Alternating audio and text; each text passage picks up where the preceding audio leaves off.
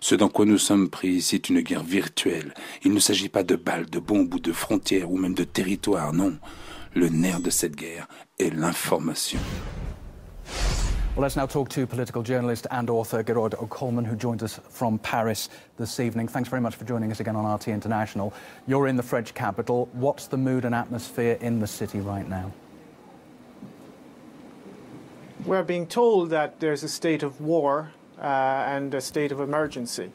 We've had this before. We had this in January, and for several weeks we had non-stop sirens and non-stop chatter on the radio about the threat from radical Islam and terrorist groups and so on. And so we're having a kind of a replay of that, but it has been, I think, accentuated, and we're going to have an intensification of the media campaign, which is essentially a propaganda campaign to make people in France fear Muslims. We need to be clear about the origin of the war on terror. The war on terror is, I quote, orchestrated from abroad. These are the words François Hollande used to describe this terrorist attack. Well, the attacks that have been continuing to destroy Syria, to massacre its population, have also been orchestrated from abroad. They were orchestrated by NATO, and they've been carrying these attacks out against the civilian population of Syria for 4 years now. And this is a terrorist campaign that is also orchestrated from abroad.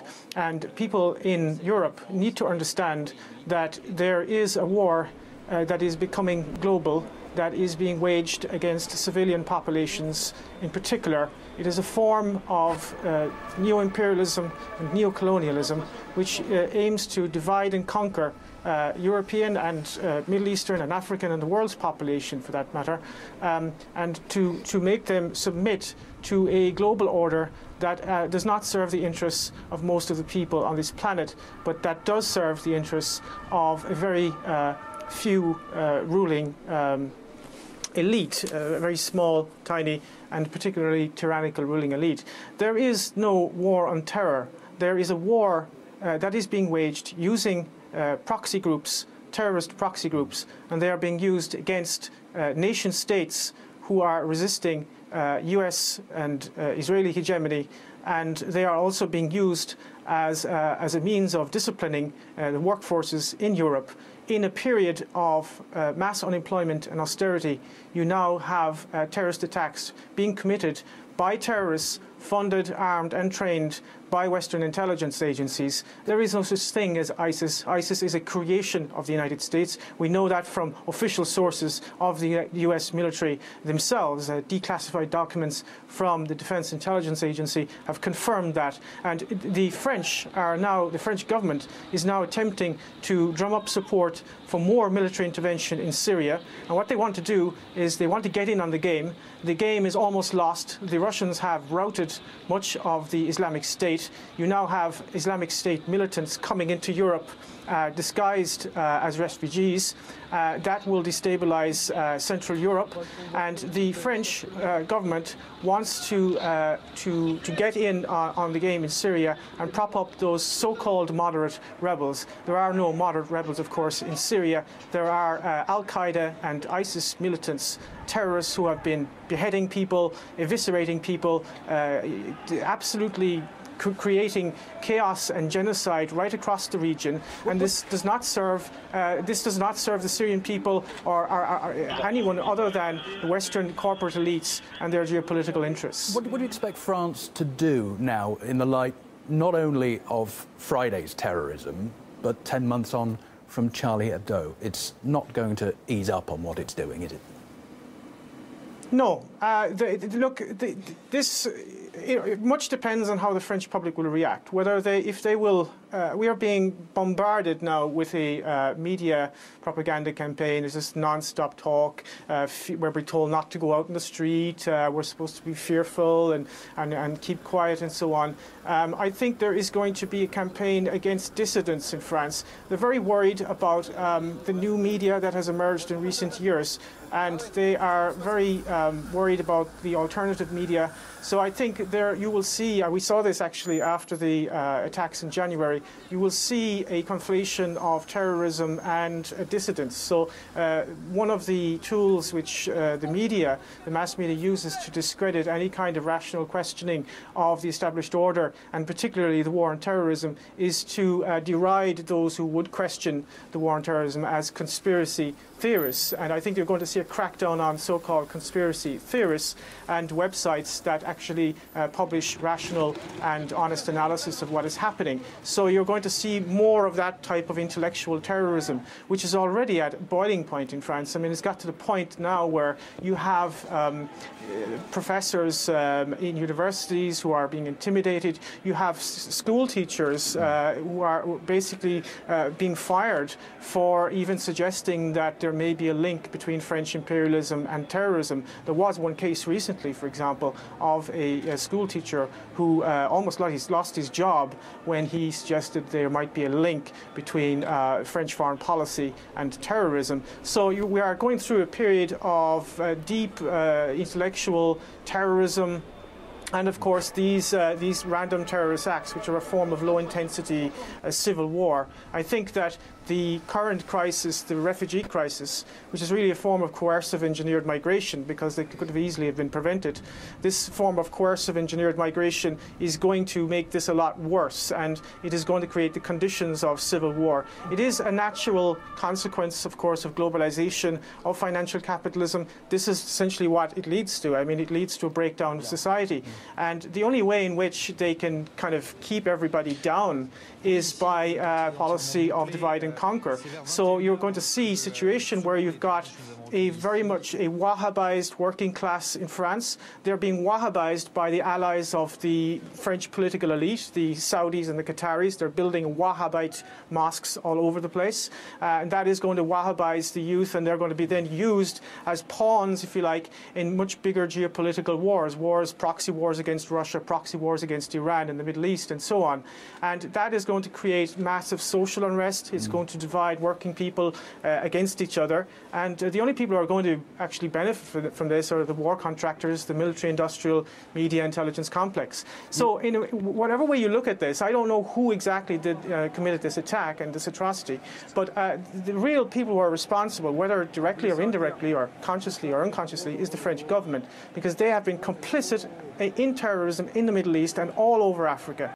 And that needs to be understood. And if we don't understand that, this is going to continue and it's going to deteriorate. We will find ourselves in a situation under military law, martial law, if this continues. So it really needs to be analysed and understood. Well, I think there is sufficient evidence to suggest strongly, in fact, that the current crisis, I mean, the migration crisis is something that is ongoing, and there are different waves. You've got different waves coming up from Libya, you've got the ones coming up from Syria and up through the Balkans. But the current kind of refugee crisis, as it were, is what I would refer to as coercive engineered migration. This is a term used by Kelly Greenhill, a US academic, who wrote an interesting book on this, whereby she shows that migration can be used as a tool by one state to destabilize another state.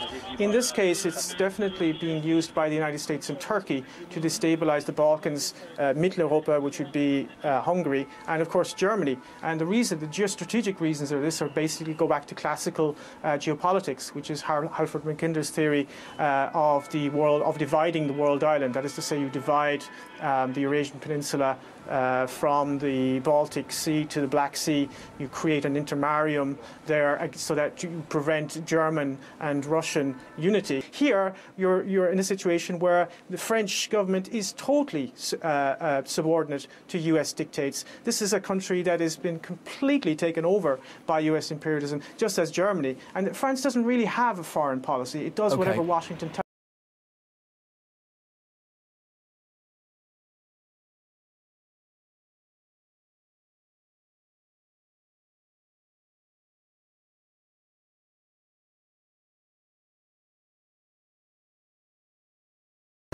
Est-ce qu'aujourd'hui, dans notre pays, vous, François Hollande, vous trouvez que les choses sur les libertés sont en danger?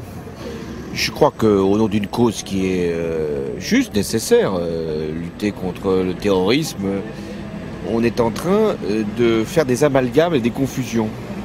C'est-à-dire que celui qui n'est plus dans la norme, qui peut avoir un comportement déviant, qui peut parfois même être au-delà de la loi, peut être assimilé à un terroriste. Ce qui, là, est une atteinte grave aux libertés. Pourquoi on fait ça? Pourquoi le pouvoir politique fait ça selon vous? Je crois qu'il y a d'abord une espèce de mouvement politique, c'est-à-dire de donner le sentiment qu'il y a une menace et que le pouvoir y répond. Donc il y a une intention politique qui est... Ils inventeraient la menace alors? Non, je crois qu'ils ne l'inventent pas. Il y a quand même des actes qui se sont produits, les caténaires, mais on lui donne un sens qui n'est pas le bon et on lui donne une portée, on en fait un acte terroriste comme pour justifier l'intervention sécuritaire du pouvoir et son efficacité.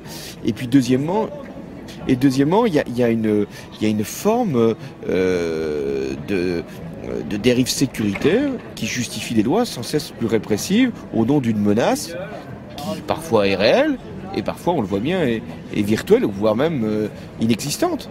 Si maintenant on lit les livres et on recherche leurs auteurs et on interprète leurs textes et on va les chercher manu militari, y compris même en Corrèze, pour les mettre sous les verrous, c'est vrai que c'est inquiétant. Faites attention à ce que vous allez imprimer, diffuser.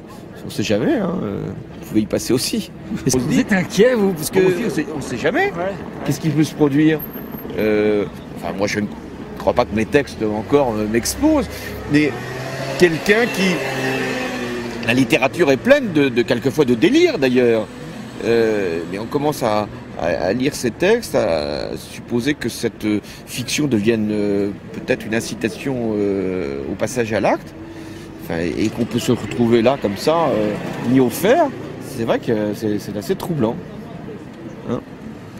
Vous avez l'air en forme, vous êtes souriant et puis vous êtes clair là, je trouve, ce soir. Je vous remercie, monsieur Hollande. Plus que pour le Parti Socialiste, c'est vous. À bientôt.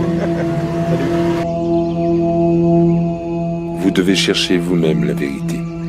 Ce dont ils ont peur, c'est de vous.